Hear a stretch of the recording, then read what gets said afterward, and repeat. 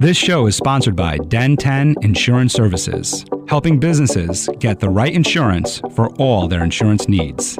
Visit den10.io to get a quote. DENTEN.io. And remember, when you buy an insurance policy from Den 10, you're giving back on a global scale. Hello, all my entrepreneurs and business leaders, and welcome to the Michael Esposito Show, where I interview titans of industry in order to inform, educate, and inspire you to be great. My guest today is a humble leader, emphasizing team and company culture to create the best results. He is a second-generation owner and the GM of Pro Printers. Please welcome Ryan Scott. Thank you, Michael. I can honestly say I've never been called a titan before, so that's a first. You're a titan of industry, Thank you. sir. Yes. You have a really great company that I've had the pleasure of working with.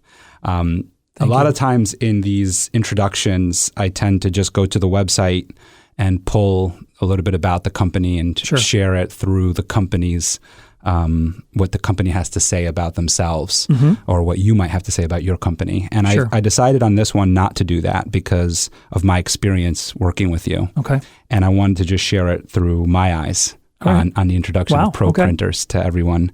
I had the pleasure of learning about Pro Printers when you did a presentation for the New Paltz Chamber. All right, I remember that. You had done a morning coffee for everyone. And I heard you speak. 3 years ago or so now. It was a while ago. It was probably 3 or 4 years ago. Yeah. And I heard you speak and I was like, man, that's how I want to sound. Really? So I thought you were a great speaker. Wow, that was the first piece, which I think is also real important when we think about our audience, which are entrepreneurs, business leaders, people growing in their businesses, on how the importance of being a good public speaker, a good communicator, in that I was there, and of course I value it, so I'm listening and paying attention to it, but I'm sure others value it as well. And that left a quick impact on me. To when you fast forward 2 years later, when I opened up my company, you were the first thought that came to mind for printing was call Ryan at Pro Printers. I said to Cecile, who you've gotten to know, my assistant. And so that was the first step. And I think that that's really important. And then the next step was how willing you were to work with us, which is what I found also really great. Is I had used, to be honest, I'd used Vistaprint in the past, an online printing source, which worked out well. You know, it did what I needed to do. I went online, I printed everything. But this experience was much different. I was able to tell Cecile, tell my assistant what I'm looking for. She was able to share that with you, and then you were able to come back with some feedback, your thoughts, your expertise, and then develop really cool marketing materials for my company. And then adding, I think, a personal touch to a lot of it. And then the other piece to all of that I want to share that you could probably find on the website was that you were reasonably priced, and you were very competitive in the sense of I didn't have to shop around really. I knew that I was getting the right price for the value that I was receiving. Right. And then when I received the products, they were timely, so I was able to get them very quickly. I remember that. And to that point, just for everybody, I just did a workbook that Cecile sent in yesterday to Ryan, and he hand-delivered it to me today. So cool to have. That was my pleasure. In my hands. So timely, and then just the quality of the product, just really beautiful. We've had our business cards done with you. We've had so many other projects done with you. And every time I hand that piece of paper over to somebody, or that business card over to somebody, they're like, whoa, this is really cool. Where'd you get this done? And it's something that I think is just like public speaking might be overlooked. The printing is overlooked in that somebody just goes, I'm just going to get these cards done for 99 cents or whatever it is, the cost, right, of printing, or these flyers done. But they don't understand the value of when you hand that over, what are you telling that consumer? What are you telling that customer? When you hand that business card over, what kind of product are you selling yourself? And so I thought that I wanted to share that from my personal experience of working with you guys at Pro Printers. Wow, thanks. It's so important, the relationships that we build in our communities. And so for all of our listeners, you might have your own Ryan Scott in your community. That's right. I just think it's so important to work with the people that you get to meet and that leave a really great impact on you. And, if the online source is easy for now, find that person in your community like you, Ryan, who can deliver a product like you guys do. That's so great. Thank you. No, thank you, Michael. And I feel like you're touching on something that is at the heart of at least what we try to convey And I think it's important for your listeners to convey to their audience as well, which is relevance. We try to stay relevant to our customers, to our client base. And that idea of relevance, I feel like you're like literally just putting words to that to the concept of relevance, because I know that the Vistaprints of the world exist. So how am I going to be relevant to the business down the street, right? What am I going to offer? How am I going to share? What information am I going to share so that they'll feel like my services are relevant? Because if we're not relevant, then the noise around us of the other competition, whatever, is simply going to just outdo us. Right. So that's what we strive for, and I'm like just so humbled to hear you say that, because that's really exactly what we're trying to do. We're trying to make sure that we're relevant and that you feel as a customer that you feel like you were taken care of. Yeah. And so thank you for sharing that. You're welcome. Yeah. And I think that that's so important too for all these our entrepreneurs and everybody that's out there that's trying to do something. It's that, and we talked about this in my podcast with Tom Langan, and in terms of competition, is that there really is no competition when you're doing what you just said, when you're being relevant. There is no competition because you're offering and providing a service that nobody else can. It's different. That's right. And you're meeting the needs of the person that values that. I value a really thick business card that somebody, when they get it, when I hand it to them, they recognize that there was intention put into this business card. So I value that. There's other people who don't, and that's okay. They might not be your client, or you have a product for them, which is cool too. That's right. So I'm glad that we got to touch on that. And like I said, I wanted to put my little spin on pro printers. Thank you. I do value the relationship. So I want to get into how you got into printing. You have, just like many entrepreneurs, an interesting background in that it's kind of like a right field kind of swing here, right? Very much. Where you were in chemistry, you were going to, I don't know if you're a chemist right now or no, not. I'm not a chemist. But you took, only at heart. But chemistry at heart. So tell me a little bit about the journey in science for you. Sure. Okay. Well, I mean, in high school, I just loved science in general. It just seemed to click in my brain.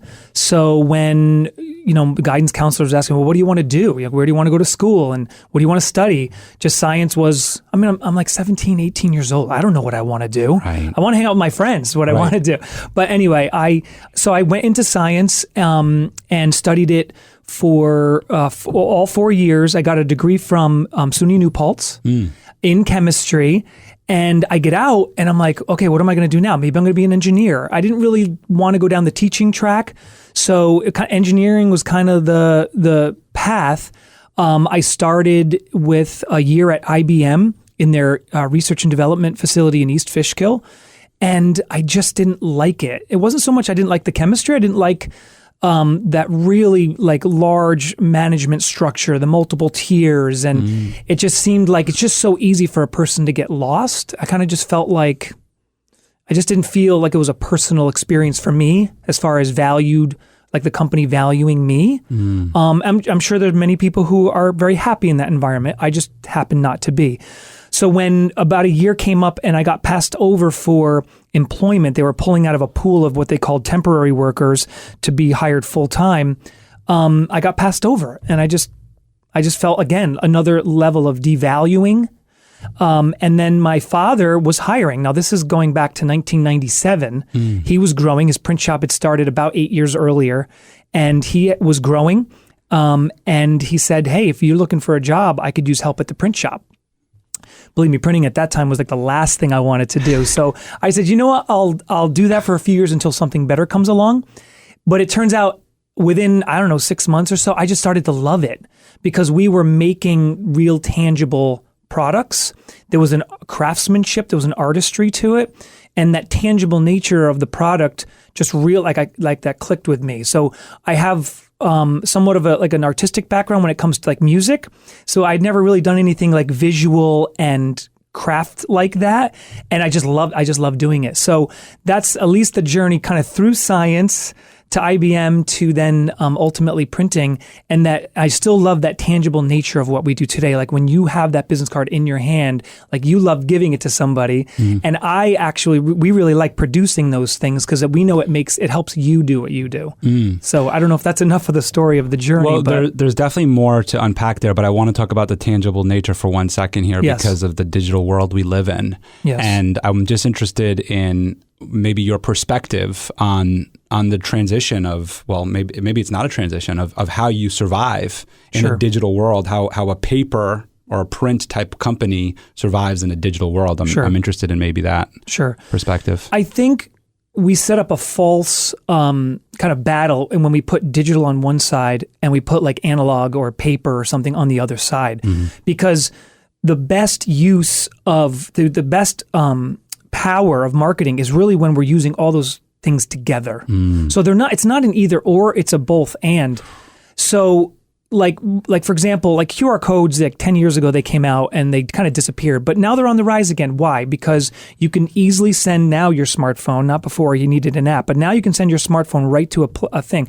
But the QR code has to appear somewhere, right? Sometimes it can be on a screen, but most of the time it's on the back of a business card, it's on a poster, so that's a marrying of our digital world and our analog print world. But that's always been. We had custom URLs were popular for a while. I guess I'm saying all that to say that the best way to market, the best way to get you push someone to a website or get someone to have your contact information in a phone is marrying the technologies, not choosing one or the other. So I guess to me, that's at least the concept or maybe I should say the foundation of how we approach marketing with our clients. It's not, oh, well, if you sent out the email, then you must not want to send a print newsletter. No, okay, I grant you 20 years ago, maybe everyone sent the print newsletter. But here's what's happening now. The email newsletter still goes out, but maybe there's a group of maybe major accounts, maybe your top buyers. Maybe there's a subset of your clients now that you send also that hard copy to. Then go forward now into the whole, when we had COVID, all this work at home actually created even more opportunity for print than before. There's an easy way to feel detached if you're just sitting in front of a computer screen and you work for somebody that's maybe the home office is miles away. And what a lot of offices did, they made these little packs for people at home. Maybe it had a cup, a mug, a coaster, things. These were printed tangible items that helped people feel more connected. Yeah, they could. We were all in Zoom meetings, right? How many of those did we have? And we're all communicating via text and email. But these little items, sometimes with a logo, sometimes with a sentiment, help us, because they're tangible, they help us feel more connected to each other. So again, I guess really bottom line again is it's not either or, it's really both and. We need the digital, but we need the analog. And it's almost sad to me when people start to think they have to choose one or the other. I'm glad that you said that. And the neither, either, or, and it's both. It's so funny. My business coach, Merritt, always talks about that when we're going through things and I'm going through scenarios with her and I'm going, I don't know what to do. I don't know how to choose this situation. And we're not even just talking print. We're talking about a lot of different things, right? That I'm sure you know as we go through. And she goes, but why are you looking at it as either or? You can look at it as both, and you can look at it, as one or the other. Yeah. You can look at it as both. You can look at it, as this whole. So I like that you talk about it that way. And right now we're at iHeart, right? And Lara, who I work with or who works with me on my marketing campaigns, kind of speaks to me in the same way. We speak about radio, and it's funny because it's funny doing a podcast on a radio station and saying this. I don't really listen to the radio, and I remember saying that to her. I said, but why am I going to do radio? I don't do radio, and she said, but you're not the only person out there.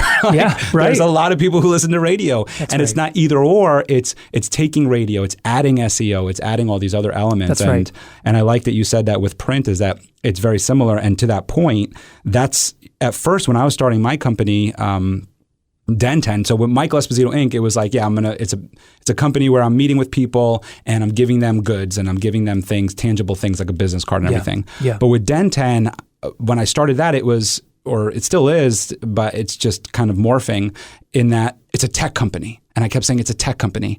And when I hired employees, they said, are we going to get business cards? I said, no, we're a tech company. Right. We're going to email people. It's all online. It's all online. Right. And then I soon learned, to your point, that people still were looking for that tangibility, that business card that they could hand to somebody. Yeah. And it wasn't even the customers, it was my employees, my salespeople who were saying, I want it to be able to hand to somebody. And then to your point of that connectivity, I noticed it with two things, which one, when I handed them their business cards that you printed, thank you. When I handed them their business cards, how they felt, the expression on their face of like, whoa, I am a part of Den10. Like I could see that, I could feel that with the identity, sure. Which, by the way, on our business cards, we have the QR code, everyone. So that did bring that tech element to it. And then I have an employee who's in Florida. That's further away. And so when I had my gathering to give everybody their business cards, I give them a business card, a shirt, a mug, and everything. And we took pictures together, and it was really cool. But my employee in Florida, Monique, who's awesome, and I've known her, she was actually from New York, and then she moved to Florida, and I said, no, you're still on board, right? Yeah. I felt, oh man, she got left out. So we put together a little care package for her, put everything in there. Right. And I have to tell you, on our morning meeting, she came on Zoom. She had her T-shirt on. She had her mug out. She was so excited. And you're 100% right. I mean, that just speaks to everything you just said there of it being so true in that I witnessed it. I didn't know that that's what I was doing. Right. But I witnessed what you said there. So true. Exactly. I love that you bring that up. And regarding a tech company, I get in the mail things from Google. Right. For maybe it's a credit for what they want me to advertise. So again, I think it's a mistake even when we say, well, we're this kind of company, so we can only advertise in certain ways. Like even as a print company, we don't only send out direct mail. Right. I'm advertising in other ways. So it's just funny how sometimes those things get stuck in our heads. Yeah. And then it takes someone just to come along and say something seems like common sense after you know it. Yep. But both. And for all of you out there, when you open your business and you do a Google My Business, Google will send you a postcard. Yep. So it's going to be in the mail. And someone's got to print that postcard That's for them. That's right. Someone's doing it. I'm going to take a step back here and go to 1989, which is the assumption that I'm making on when your dad started the business. It is. Right? Okay. It is. And what's his name? David Scott. David Scott. Yeah, my mom and dad started it in 89 right in Hudson, New York. Okay, cool. So tell me a little bit about that, because you got to work very closely with your dad. Yes. What was his reason for opening up Pro Printers? And was it called Pro Printers right away? It was. It was Pro Printers. He had a partner at the time, and he started it. He had a career change. So he suddenly found himself in need of an income. And he had a printing background because a friend of his had given him a position in a printing company, years and years before that.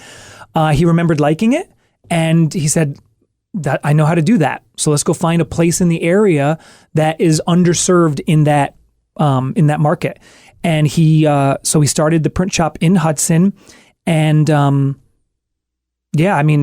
I got involved then 8 years later, and he had been so, I'll say, good at it, just from a skill perspective. My dad has good just business sense in general, that he was growing quickly.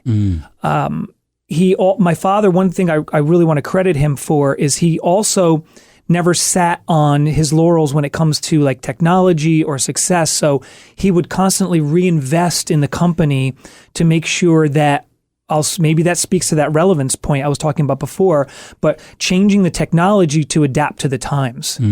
And so I think that was part of what made him so successful in Hudson for so many years, and what grew his influence as a business in that period. And then when I joined in 97, I'd worked summers, running a machine here and there and helping out Dad. But when I started, I was right at the bottom. I started in the finishing department, so I was packing boxes and cutting jobs, and but then I just moved my way up. And what happened is I received an intimate knowledge of like every phase of the business.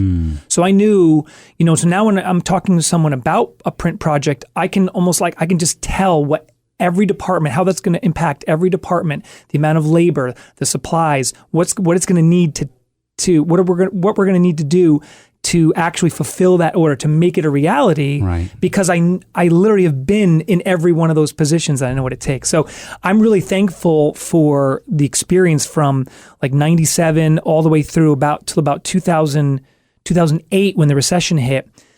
Before I became a manager in the company, because I ran everything, and it really gave me that ground, that foundational knowledge to be able to run the company the way I do today. Yeah, I agree with that. It's so important to understand every role and position in the company. And we're going to speak about company culture in a second, but I think that has such a great impact on company culture, where when you're speaking with somebody, they know, or at least they understand that you can empathize with them, which I think is really important. And we'll talk about that. Okay. I want to speak about your dad, David. And what was your mother's name again? I'm sorry. Linda. Yep. And you mentioned about them reinventing, and you just talked a little bit about it, but I want to kind of dig in a little bit, in the recession of 2008. Yes. Where there was obviously tremendous major downturn. Absolutely. Yeah. So speak a little bit about that. What happened in the business, and what did you see some of the things that he did in order to adapt to it? I mean, I think I'll start from an emotional aspect. I mean, we had come off, I think on the heels of 2008, we had come off a company, a year that was like really great for the company. Like my dad had reached new levels of sales, and all of a sudden 2009 comes along and almost like the bottom drops out. May I ask for a second on going into 2008? So you deal with a lot of businesses, right? Yes. And my assumption, this is just an assumption because of what happened in 2008 and what led to a lot of that had to do with the real estate market, were a lot of the businesses that you guys worked with real estate companies? No. Okay. So they're in the mix, of course. Yeah. But I would say even at that time, we were still probably 60% nonprofits, believe it or not. Oh, right. Yes. Okay. So these are anywhere from like organizations listeners might have heard of, like United Ways of the world, things like that, to like small nonprofits that you might not have heard of unless you were a part of them, specifically like for example, like a lake association or something where only the homeowners around that, that property know about it. So, and everywhere in between. So that still actually is a majority of our client base today, right. But so nonprofits and for-profit businesses. Okay. Yeah. I'm sorry to have kind of like diverted us a little bit away from that. Fine. I was just interested in that, if that had played in any role in that. So yeah, so you were saying, so in 2008, so now you have this big downturn. Well, first you had this really great growth. That's right. And then this huge downturn that happens. So what happened next? How did you guys come out of it? Sure. Again, I have to give credit to my father, because we were, at least what he says now, we were very close to shutting our doors during that time. It was about right at the end of our middle or end of 2008. And he realized that he might not have all the tools necessary to navigate this next phase of whatever the business was going to be. He got a business coach involved, and it changed everything, because once the business consultant came in, my father was, number one, committed to whatever he needed to do to save the business he was going to do. And that's that. I give him credit for that fortitude, of that determination and perseverance to say, number one, I don't know it all. Number two, we need help. And number three, if we're going to make this thing succeed, we better do what they say. And that was it. That changed everything. So, being in debt, close to, closing the doors for good, we made, basically changed the company from the bottom up. I mean, everything from the organizational structure, how we processed orders, how we got orders out the door, like everything. And I can honestly say it was probably one of the hardest things I've watched my parents go through as an adult. Because it was, in some ways, there was a lot of tears. There was a lot of just anguish, frankly. Like, they had to let go of people that were like family. I mean, some of these people had been working for my parents for like dozens of years, but we couldn't support it anymore. And if this thing was going to be salvaged, things had to change. And it was really heartbreaking for my mom and dad. The thing I take away from that now is that there's going to be some things that there's some hard decisions we're going to have to make as entrepreneurs. But if we do the right thing, we can make it through. It's not going to be easy. It wasn't easy for my mom and dad. So I really respect them for doing that. And if we kind of fast forward through that, so emotionally it was really hard. And then we just changed, like I said, we were just willing to change the way we did business. and continue to be relevant to our communities. There were businesses that simply shut their doors, so those customers didn't exist. We're not going to get those people back. There were some people who were still there, but now they cut back their buying because their budgets shrunk just like ours did. And so between those two of those, we had to figure out how we're going to ride this out. My dad took a huge risk in doubling down on technological changes. Okay, well, we need to get orders out faster than we did before. We need to cut our costs so we can do it more efficiently than before. And between listening to the consultant, making the changes, investing in new technology, he made it through. And I'll say it probably took until 2012 before all of the changes that he really wanted to make finally stuck, meaning just keep doing it day after day, being and paying off a lot of the debts that we incurred through that time, just losing money. And but we did it. And when my wife Carrie, and I bought the business in 2018, we had a solid business because of the work and the investment of sweat, blood, and tears that my father and mother made during that time. So I'm thankful for that. That's incredible. And I love how you put it together for us, because I did have questions about what you guys did to make the changes. So I do like that you were able to share that in that story there. My question in there is about some of the different technologies and different things that your dad used at the time or took in at the time. And you said some of them stuck and some of them didn't. I'm experiencing some of that right now, where I take on new technologies and I'm like, I don't know if this is the right one. Where my question lies, and I think where anybody who's listening might have an issue, with they might have purchased something and, hope that it works really well, but not sure when to cut ties with it, or, what the outcome from this technology is, right? Sure. How did your father make decisions around the technologies that he started taking on? How did he make decisions on whether I'm going to keep this and this is it, and we're going to ride it out and we're going to take the ups and downs with it, or we're going to give it 3 months and we're going to see how it goes in 3 months? And how many of those stuck around? Did you see him go through a lot of different changes, or was it like they had a 5-piece plan and it was like all 5 went through the end?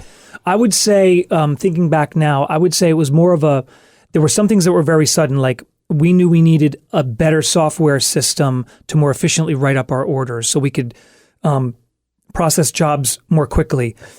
The purchase of that was immediate. So like in 2008, we bought a new system.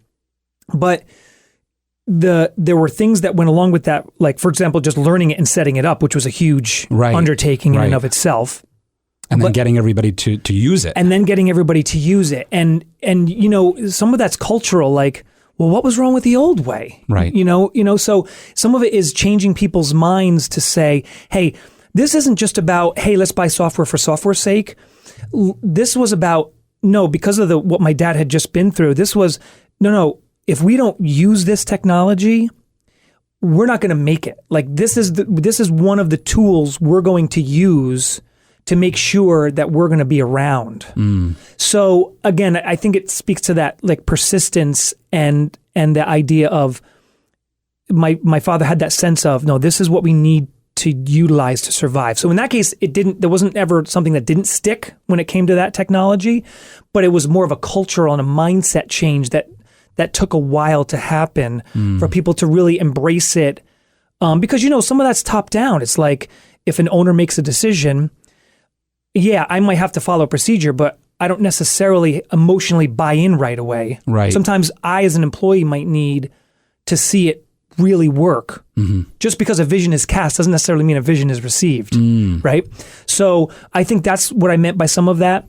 And unfortunately, I can say also that some people didn't make it through that transition. So some of the years it took to change everything over was to make sure that we have, quote unquote, the right people on the bus. Some people you have on your bus, they just might be in the wrong seat if they don't seem to be working out where they are. But sometimes, employees can come and go too. Right. And I mean that with all love and all acceptance. It's just that you have to have the right team, people that can buy into your vision. Some people need more, to be more taken by the hand than others. But I think that was some of it too. Specific technology things, he always had a pretty good sense of, like, the machines and the things we needed to process jobs. But I'll say, I think the standard he used was, will this thing, software, hardware, whatever it is, will it help us to do more with the same amount of hours in the day? Will it help us to actually get more stuff done? Because I don't know about your industry. I have salespeople walking in my front door all the time trying to sell me the latest and greatest, whatever it is, the shiny new object. And I have to make a decision, okay, only one of which is whether or not I have the right amount of money in my bank account to actually afford that thing. Yeah. The other thing is, even if I can afford it, do I want it? And even if I want it or not, will it help my business? Really, at the end of the day, will it help my business? So he just had, I think, a really decent sense of that. And he was able to buy the right, to make the right changes at the right time. And frankly, we all make mistakes. Right. So it's not as if like he had this crystal ball and he could just see what was going to happen and buy the right software at the right time. Yeah. But I think he knew enough to put the right people around him. And when if he made a mistake, he was the kind of person, he didn't hold on to the past. If it didn't work, let's change it, let's get rid of it, let's move on, and let's keep going. My personality is a little different. Like he's a little bit more of a shoot first, ask questions later kind of a person, where I'm a little bit more analysis paralysis kind of a person. So I remember really learning in that phase of our business to not just get paralyzed thinking about what to do, but take action and keep moving. Because if you just sit there, not only are you giving yourself a chance you're giving your competition a chance to surpass you, but nothing is getting done. You got to get stuff done. So I really respected that phase of our company and really learning from Dad for that. I liked that you said he shoot first, ask questions later. I feel like sometimes I'm like that. Yeah. But I did get called out by a salesperson saying, "Hey, I think you're suffering from a little analysis paralysis." Yeah. And I was like, "No, I follow my process, which is like." What I like to do when I'm looking at a software or a company is I like to see what their competitors are doing and take meetings with their competitors. And it doesn't necessarily mean it's their competitors. It just means, like, for me, at least I know what I'm getting from this person. I know what the pros and cons are and everything, and I know what I'm getting involved in. Yes. And so that's what I like to do. And I remember telling that salesperson, I'm still waiting to meet with this other company. And that's when he said that. And he's like, it's been a couple months now. And I said, well, I'm just not ready yet to move forward. Yeah. But when I do feel like something's right for me, I move forward with it. Yeah. Which led to maybe my question there, which might have been a little confusing at first, but while you were speaking there, I was able to develop it a little bit better, which is, and this is just personal to what I'm working with right now internally at my company, is I purchased a software that I thought was just really great for the company, really great for our clients. It's a client portal, really. And I formed a really nice relationship with the staff in this company, and I was very happy, and I am very happy with them. And then I was at a conference, and then I found 3 other companies that do the same thing that they do, and a little bit differently. Yeah. And I was like, whoa, what did I do? Did I jump too quick? Did I make a decision too quickly? And when I went back, I found that there were pros and cons to both companies. Sure. But some of it comes in with relationships with me. And I built a relationship, like I just said, with the staff. And then what I learned was, and what I wanted to speak about with adoption, with employee adoption, is that I've committed to this one company, and I believe they have a really good product. Sure. The competitors are adding little bells and whistles to the product, but it's essentially the same. And the one that I'm with right now, they're going to be adding some of those things. And one of my employees just asked me recently, they said, are you comfortable waiting an extra month or so from what they tell us, which we know is even further out? Yeah. Are you comfortable waiting for those bells and whistles? Yeah. Being vague intentionally, by the way. Are you comfortable waiting for those bells and whistles? And I said, yeah. And I didn't tell her this, but part of the question I have for you too is adoption is, I'm thinking about it, I'm going, for me to now pull this software out from underneath my employees, pull it out from underneath my customers who have now signed into it, and then put it in this new technology, which is essentially the same, it just has a couple more things, I would think would just be even more detrimental than just waiting, right? Yeah. So actually, we're going through something very similar right now. There's a product that we use to write up all of our invoices and our job tickets and things, but there's another whole product that helps us do customer service better, like notify customers when jobs are ready and follow up on proofs and estimates. And that was the same kind of thing. So my thought process with why choose it? Do I need it? All that kind of thing was, first I saw the advice of just people in my industry who are using it already, people I trust. Right. It's not just some generic message board or something, and it's not the company's website with their testimonials. These are real people on the ground using this software every day. So important. And when they started telling me that, because then you're going to get that unfiltered, hey, it's good at this, it's not so good here, the warts and all, which you're not going to get from a salesperson.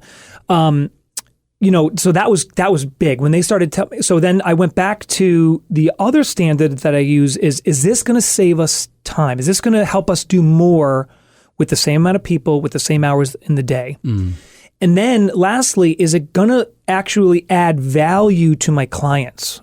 Is it going to be something where they're going to look at and say, oh, Pro Printers is potentially better because fill in the blank, because I can do this with them through this software.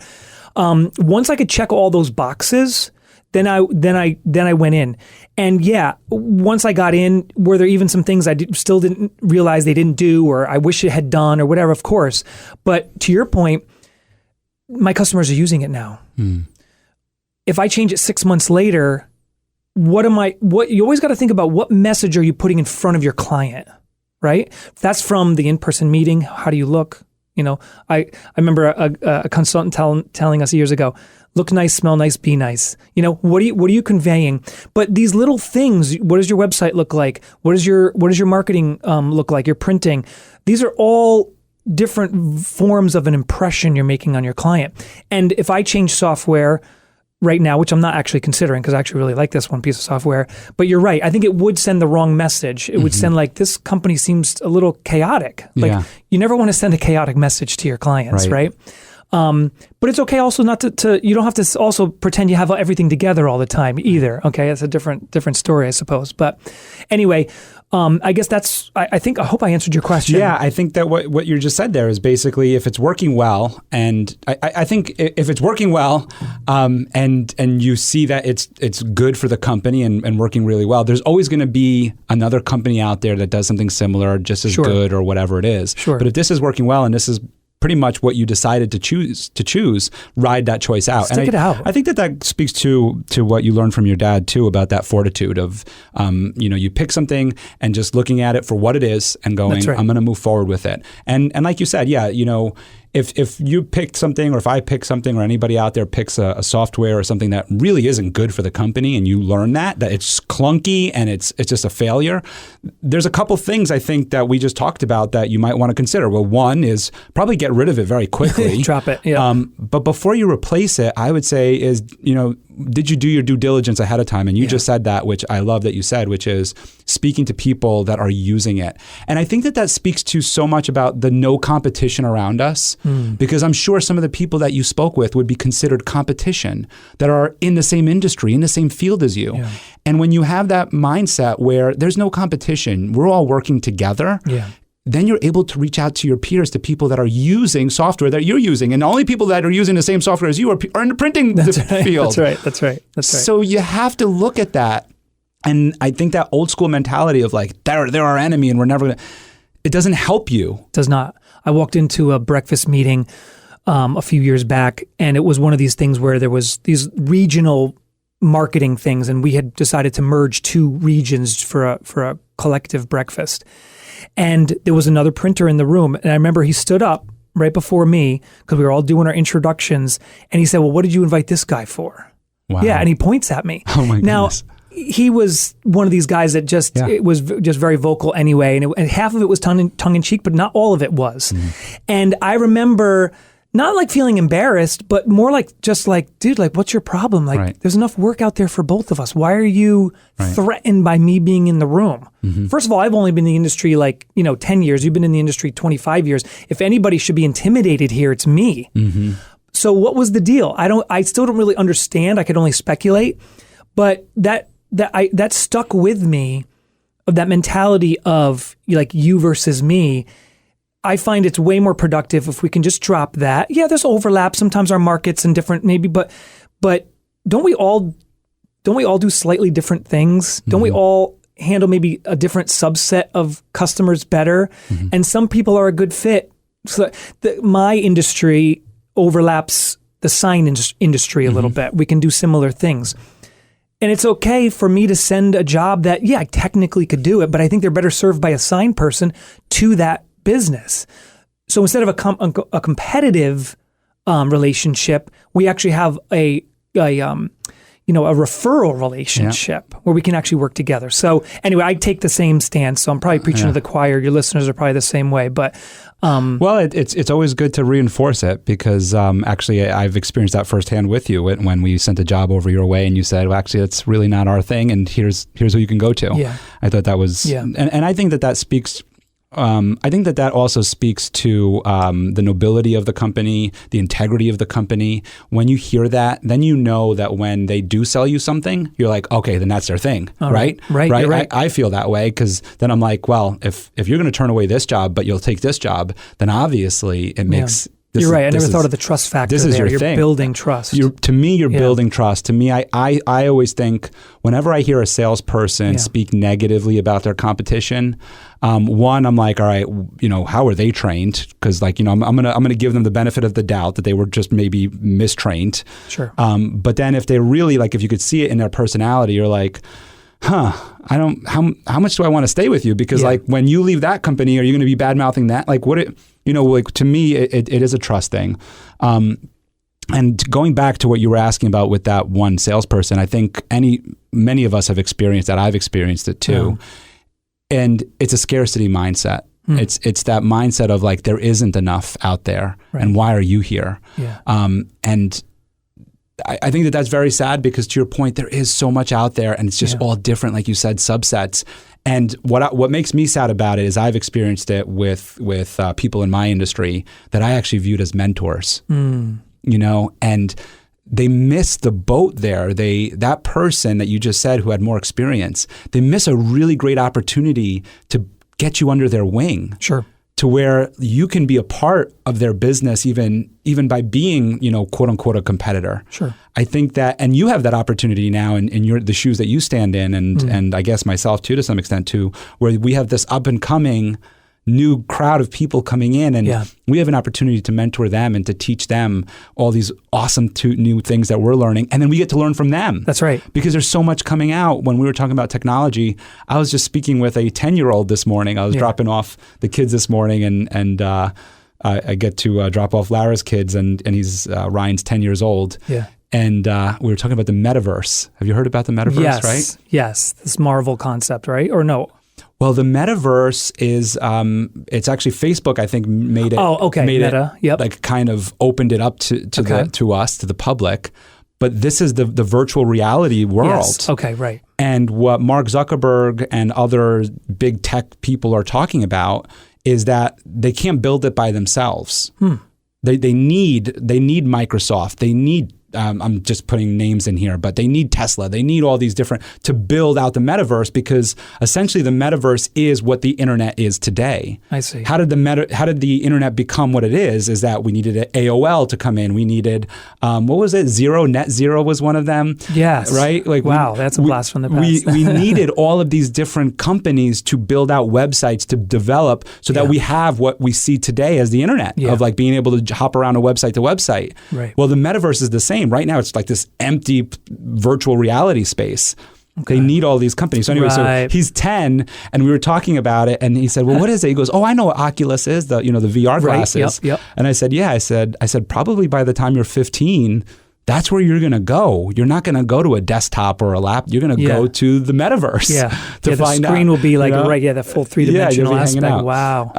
We're a little off topic here, but I think what I'm getting at with that is that we also have an opportunity to learn from those up and comings, and those people who can be perceived as mentors to us, or people in the field that are, have that legacy ahead of us. Sure. They can learn from you, right? They could learn from you. So I think the learning is, that's a mindset, because once you start to realize that listening to others, learning from others isn't just for people maybe who share similar ideals as you or have similar experience as you, you start to see that you can learn from everyone. I mean, you learn something from a 10-year-old, right? But that could be people who have gone before you, people after you. It could be in people in different fields. But yeah, that to me, I guess the most important thing is learning is like a very humble mindset, but it's so valuable. It's so valuable. You can stay in that learning phase. You will find something to learn every single day. Which is such a perfect transition into why I called you a humble leader. Okay. And it's you spoke about this in your bio to me about being humble and having that personality, which one, I am interested in that might be a trait that you've always had innate to you, but I assume that there's also somebody who maybe helped you learn to be the way that you are, I guess. But with that, you had a veteran come in to Pro Printers and then teach you something that helped expand your knowledge on printing and building out brochures for customers. And from what I understand, it lessened the amount of time that you had to spend working on one project because of his expertise.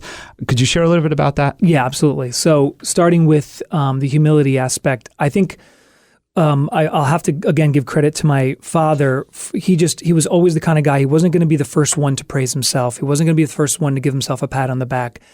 And so I feel like, again, I gleaned just a lot of that mentality from he wanted to let his work speak for itself. And that's where I think I primarily learned that trait.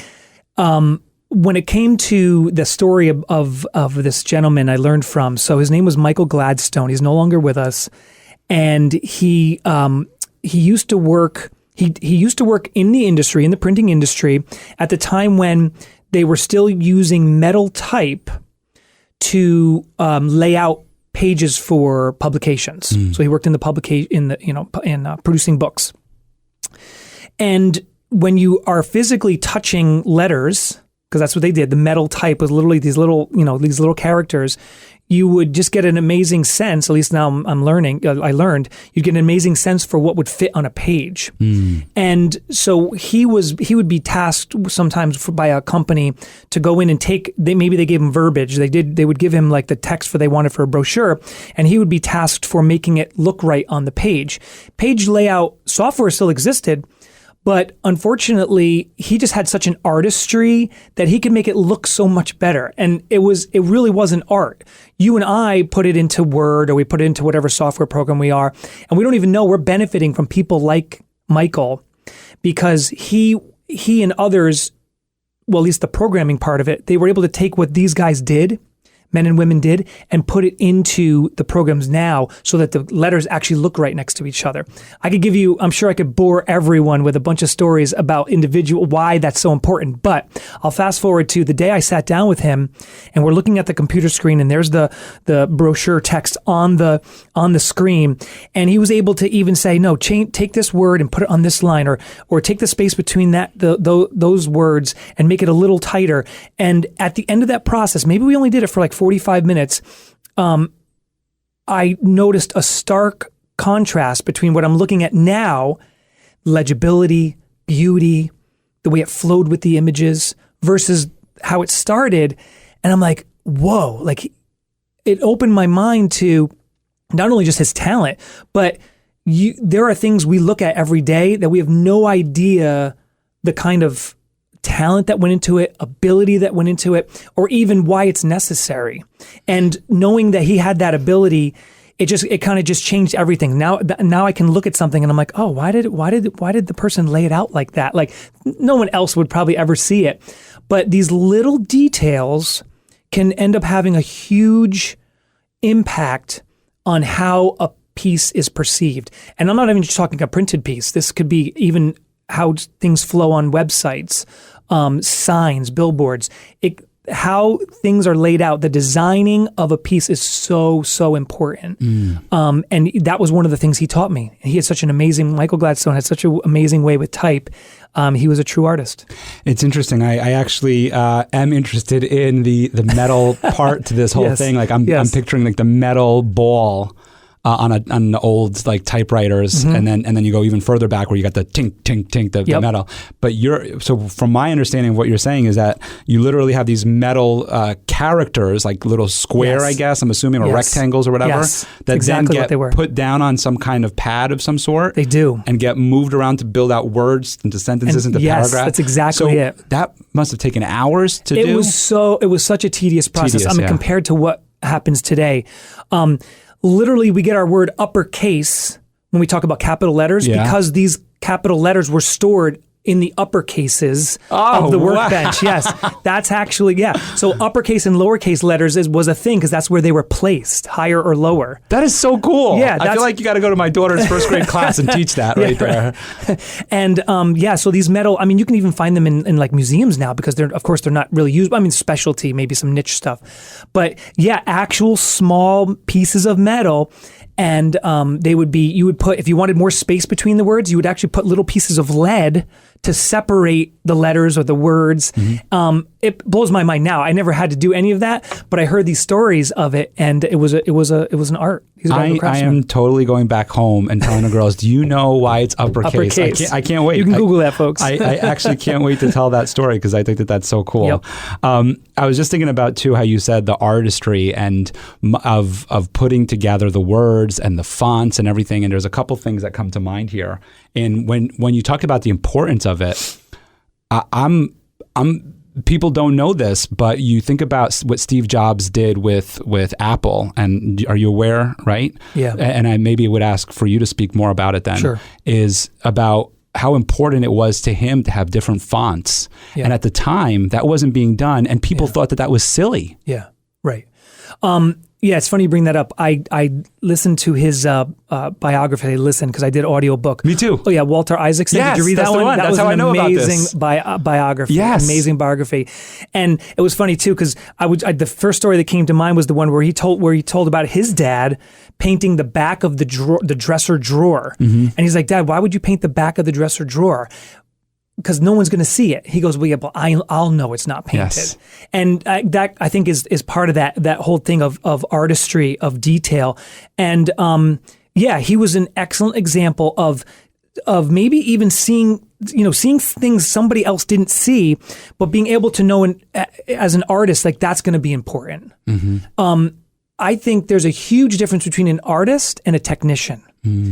I don't think we have to be one or the other, but at the same time, I feel like so many of us, we are educated to be technicians in our industry. We know all the details. We know like how to do something, but we never really look at it as artists. And I think to your point of no competition, when you're an artist, like no one can compete with you. You're creating brand new stuff. Right. And I think if we became more artisans and artists in our industries versus just technicians and getting really good at doing the job of the job, I think that's what really begins to build relevance. It builds trust. It attracts. Technicians build stuff, make stuff. They don't necessarily attract. Artists attract, right? We go to concerts to watch artists. We go to shows and movies to watch artists. We don't usually, we'll go through a tour of a factory, but that's it. And then it's done, right? So that's my point is become an artist in your field, whatever that means for you. And I love that, become an artist in your field. So the other side to that is my background in acting.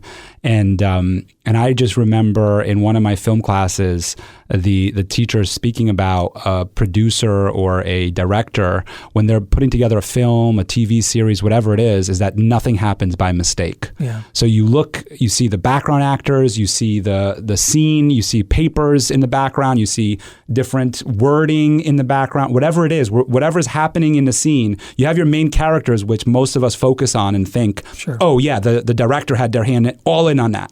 But they also, nothing happens by accident behind them. That's right. And when you were just describing putting together a brochure and text and all that stuff, where many of us overlook how the wording got put on there and everything, there's that artistry that comes in of like what you do behind the scenes of seeing it and looking at it, and no text is put in by accident. No font is used by accident. Right. It's used with purpose. That's right. And I think that we do, we don't realize this, but we all do see it in a way of the brands that we end up aligning ourselves with. Yes. The messages that we see on a billboard that we like. Yes. Versus the ones where we just are turned off by or we just don't see, right? Right. We drive by it every day, but we don't see it. White noise. Yeah. But then there's the one that for one day we're driving on the Mid-Hudson Bridge and we see that billboard and we're like, whoa, that pops. Yes. Why? Is it the colors? Is it the font? Is it the message?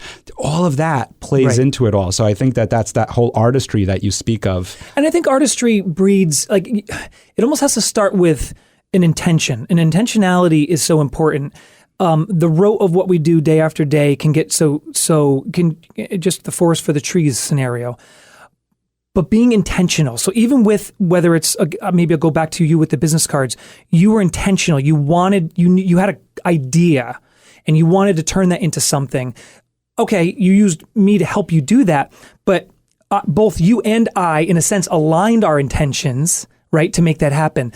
So the director friend, was intentional about how that scene looked and made sure that every time someone saw a scene through that camera lens, they were intentional about what things looked like. Mm-hmm. And I think that's a takeaway for our businesses is, it's, I'm sure there are some days when it's, we just walk into the office and do the same thing we've done before, but we got to fight that mindset because we've got to be intentional about what we're doing so that we end up being fulfilled and end up going in the direction we want to go. I feel like it's just so easy for things to take a left or right turn, whatever, get off track.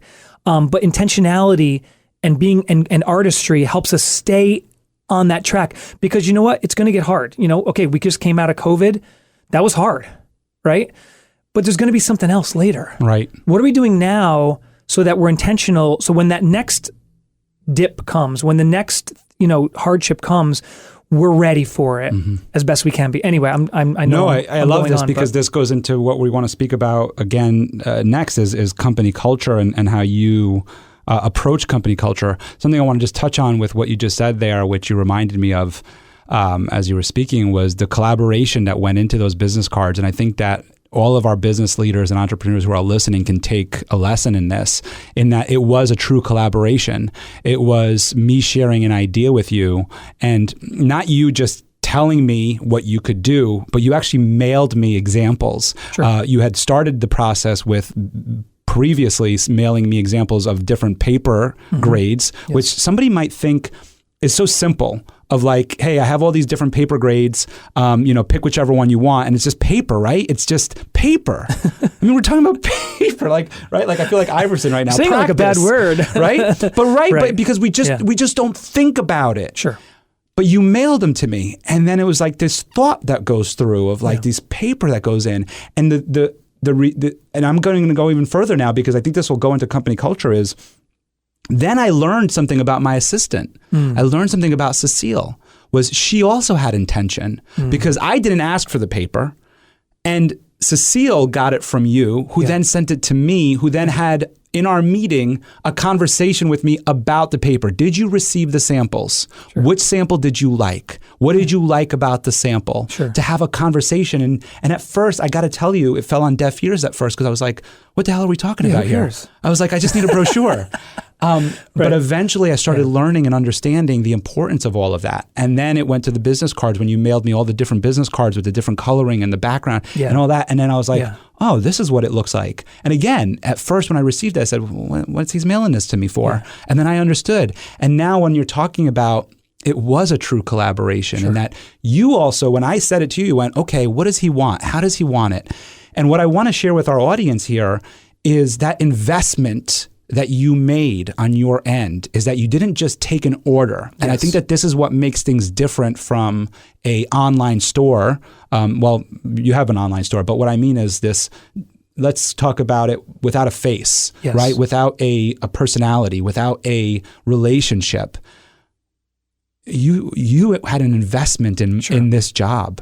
And you wanted to know, what does Michael want? How does he want this job to come through? I'm not just taking an order. I'm putting my artistic touch on it. Yes. And so I thought there really was a true, and there still is with what we do today together, a true collaboration between us. Yeah. I think an order taker can only receive, whether that's a website, like a Vista Prints and things like that, or even just a human. If you're in the mindset of taking an order, you can only receive the information. But when you start to see yourself with confidence, you have something to offer during that transition. So now you're not just in a receiving mode, you're also in a giving mode in a good way. This isn't overpowering. This isn't bullying. This is, hey, I'm in this relationship. Maybe it's only one transaction, but I have something to offer here. And if you start with a humble foundation, when the opportunity arises, you can now offer your expertise from that position of, hey, I can help if you're receptive. And you were. I just think that's the power, that's that like synergy that's created when everyone involved knows they have something to offer in this process, not in a prideful way, but in a way that, I can make a difference here for good. So again, I thank you for... And then the investment pays off. And that's what I want to share too with the audience is that when you invest that much into your business and into your product and your services, it pays off. You end up, to me, I think you end up having a client for life, right? Or you end up building that trust to such a degree to where you think about these workbooks.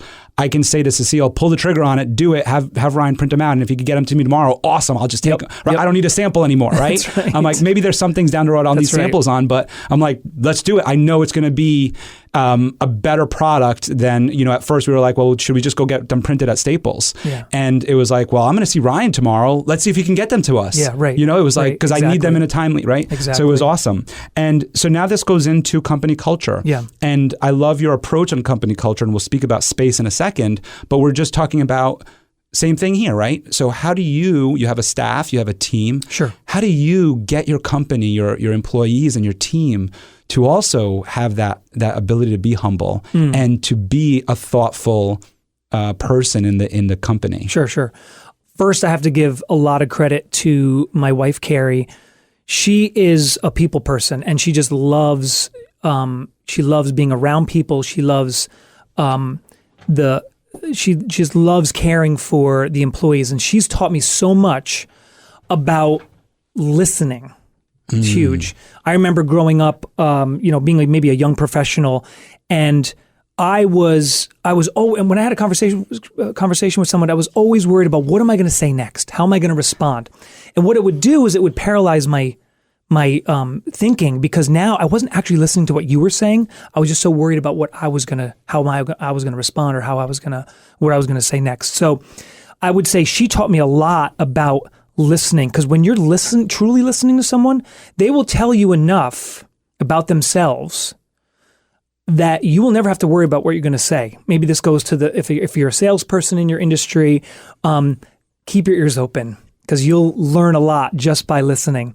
And again, she taught me that. So I have to give credit to her. In our structure, I'm a general manager, which means primarily I'm responsible for like the vision of the company and running the day-to-day, whether it's financial, making and meeting budgets, things like that. I also do all the sales for our company. So finding customers who want what we do. We call it building demand for existing capacity.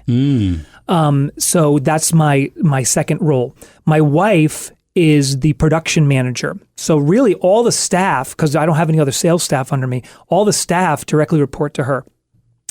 And when it goes to company culture, one is we try to instill that the thing they're doing, with whatever widget they're making today, actually matters to somebody.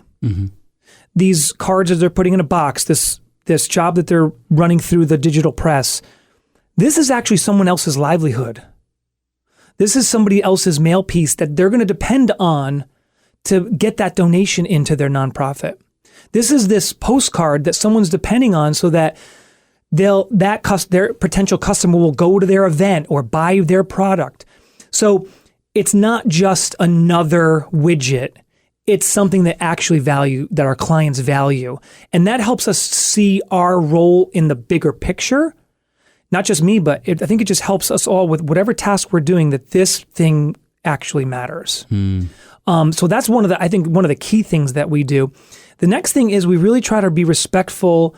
It sounds like common sense, Michael, but just treating each other with respect in the workplace. Pleasantries like please, thank you, hello, good morning, have a good night.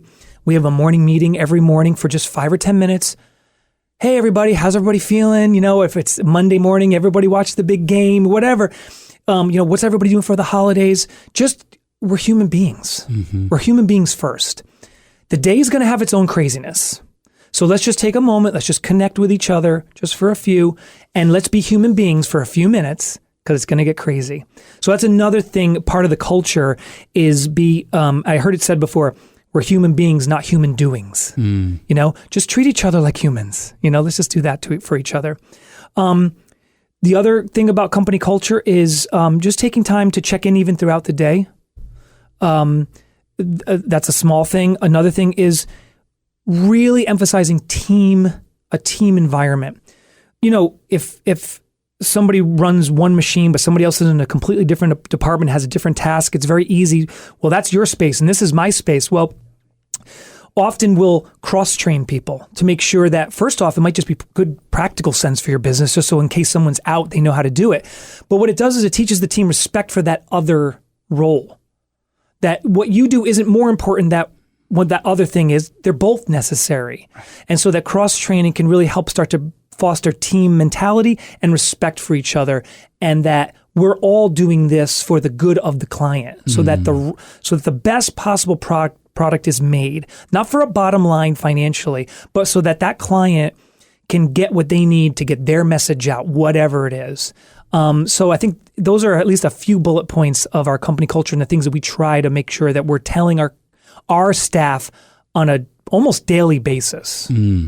I love human being, not human doings. Yep. That's a really cool one. I can't take credit for that, but yes. That's a cool one. Well, it seems like you've had some really great, I guess, mentors and coaches and influences, and read some great books, because a lot of the things that you speak of are very high level. And it's funny because you say that, and it is ironic in that I'm saying it's high level and you're like, we're just being nice to each other. Yeah.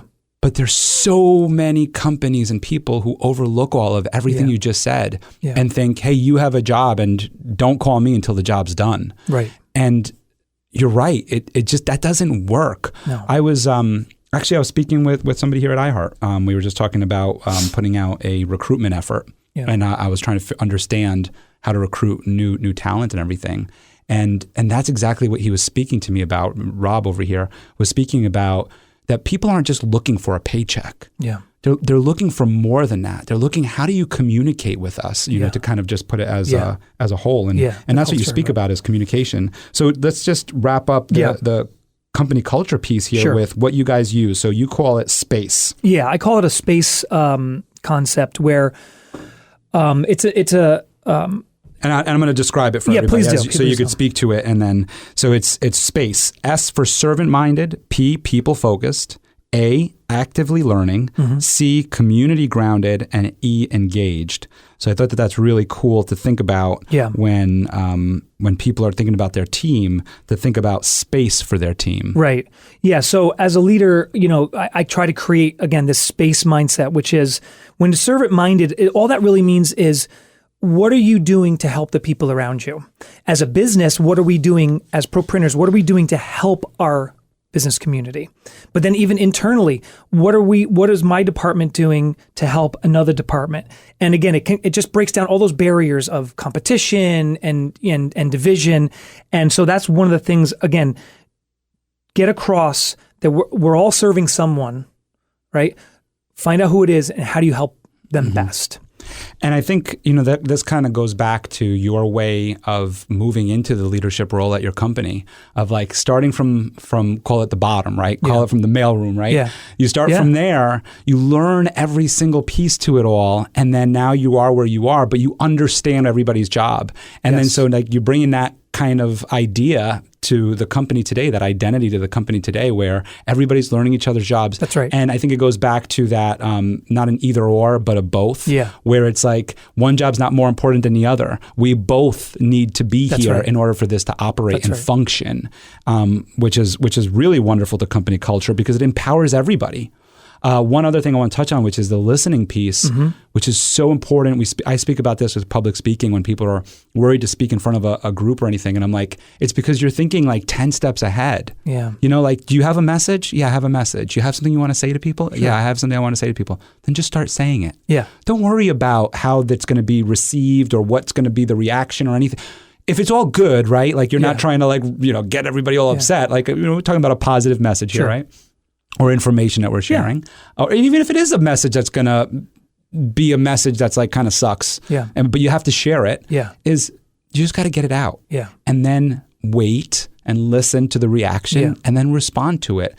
And in leadership, I think listening is so important. Just listening to the needs of the employee, listening to what they're telling you and not trying to come up with an answer. And we see that with when someone's trying to sell us something. Oh, yeah. We see it when we're trying to work with somebody where they're just trying to give us a quick answer. Yep. It's the like, script, whatever it is. And it's like, you're killing me. I think that goes into something like, you know, that I would call authenticity. I mean, we can spot a fake a mile away. Right. And so, you know, if I was encouraging someone as a speaker, maybe in a sales environment, maybe just have you're in front of people, just be authentic. I think that's what you're talking about, is just say what you're going to say. I went to Dale Carnegie courses, you know, like there's the message you plan to give, there's the one you actually give, and then there's the one you wish you had given. So, you know, if that's the case, then just be authentic, say what you're going to say, and that's when you'll actually begin to connect to people. Whether it's an employee, whether it's a prospective client, whatever it is, just be authentic. Because if I can get across to you that actually want to help you, right? Who doesn't love that? Right. We want to be around those kinds of people. Right. So, and we're human beings, like you said. And so we're going to make mistakes. And when we speak, we're going to make a mistake. Yep. And if, like you said, if we're being authentic, then we could kind of go back and say, hey, you know what? I misspoke there, right? I didn't mean to say that. Or, you know, when I said that, I was coming from this feeling or emotion. Yep. And today I recognize that, and this is what I really meant. So you have that opportunity when you're authentic to be able to do that. I remember early on in my sales, you know, being a salesperson, I would have these scripts. I'd go in with the presentation and knew exactly what I wanted to say.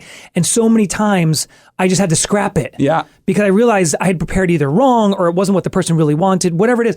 And now I go in with a couple of bullet points. I know my stuff, and then I'd let it happen as it goes. To me, that's authentic. But number two, it's just smarter because you're just listening to let the person tell you what they need. That's it. I love that. I love that. And if we could leave that for anybody out there in sales, in that, lose the script. Yeah, lose the script. Be authentic. My goodness. Listen, you know, use the script to like learn from the script, rehearse the script in front of a mirror or something if that's what you want to do. Then throw it away. But throw it away. I tell my salespeople that too, is if you just ask a few really good questions, the other person's just going to speak. Yeah. Let them speak.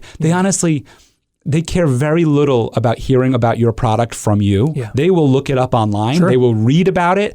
They just care that they know that they have somebody that they can trust. That's right. That's really how I feel about sales. That's so true. As we conclude, I like to go into your mantra, but one question I do have is your company's, I guess, identity around non-for-profits.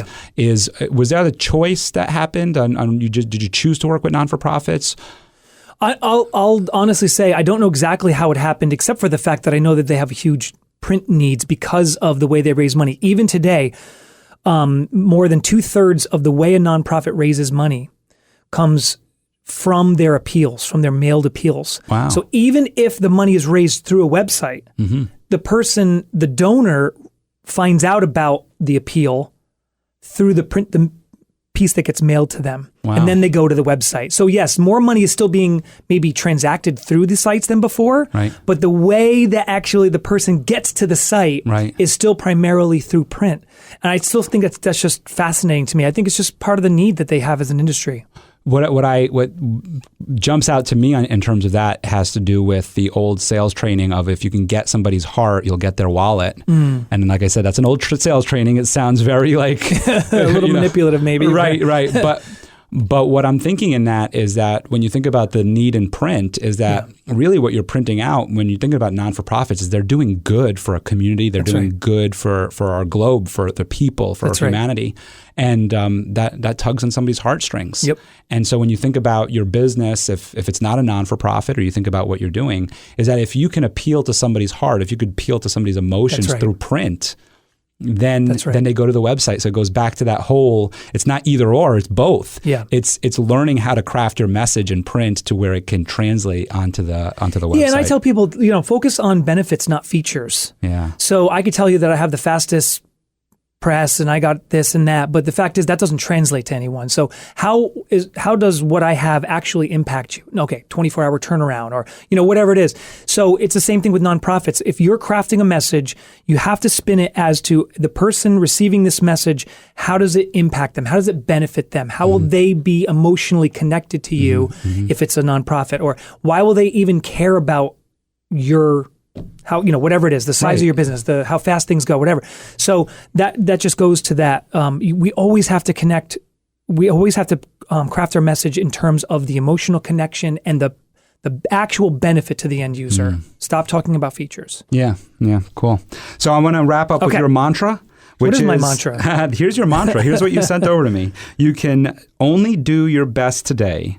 Don't put effort into attempting to control things you can't. Just adapt, learn, change, and grow into who you want to be tomorrow. Wow. My mantra. That was that like at 11 o'clock at night you were writing this out? No, I believe all of those things sincerely. I think that's the best reaction to somebody's wow, that's my mantra. Choice. Wow. Okay, so that's what I wrote. But you know what I love about it? When I was reading it was I was like, he didn't pull this from a book. He wrote this himself. This came from his heart. I did. And your reaction to it speaks to that because you're like, all right, that's what I wrote in that moment. That's how I felt. That's how I felt by what I lived by. No, it still is because there's so many. I try to, at least I'll speak for myself. I try to control so much and I've watched so much sand, go through this closed fist that it's like, it just doesn't work. Yeah. So just take every day as it comes. I know it's a little cliche, but just take it as it comes. Listen, be humble, and then adapt as you go, and just try to learn something. Yeah, just try to learn it as you go. So, well, this has been awesome. Thanks, I feel like I've learned a tremendous amount. Thank you for inviting me. Yes, no, I mean this is what it's all about. It's learning from people like you, and I think when I think about our listeners right now, there's just so much in this episode right now as we speak that is to be learned from. So I love the way that you just shared that message there. And I just want to thank you again for coming on. It's totally my pleasure. Thank you for listening to The Michael Esposito Show. For show notes, video clips, and more episodes, go to michaelespositoinc.com/podcast. Thank you again to our sponsor, Den 10 Insurance Services, helping businesses get the right insurance for all their insurance needs. Visit den10.io to get a quote. That's DENTEN.io. And remember, when you buy an insurance policy from Den 10, you're giving back on a global scale. This episode was produced by Uncle Mike at the iHeart Studios in Poughkeepsie. Special thanks to Lara Rodrian for the opportunity and my team at Michael Esposito Inc.